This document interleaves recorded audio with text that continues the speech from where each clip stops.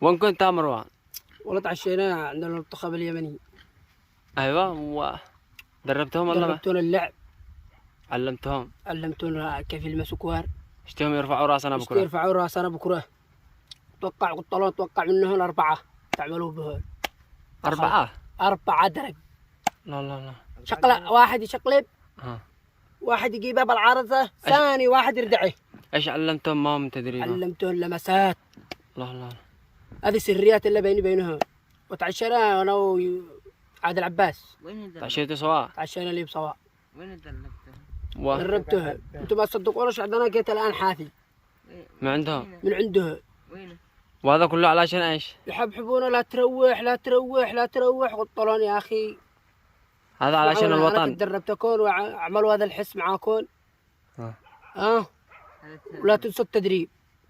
ارقدوا انتم حسكم بعد التدريب عشان ترفعونا فوق، علشان اليمنيين يعملوا لايكات. اوه ان شاء الله. يعني انت ما تحبش الوطن، شو لايكات؟ لا احب الوطن، الوطن هنا. والله اليمنيين كلهم هنا على راسي. وين؟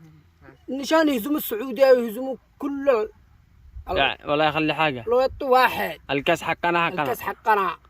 إذا ما شلينا الكاس هذاك نشيل هذا الكاس. أهم حاجة إنك دربتهم سواء. دربتهم تدريب. لمسات. تدريب فن.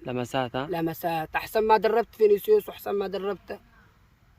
والله. الباقي دربتهم إلا اليمنيين لا نرى هنا. دربونا أحلى تدريب.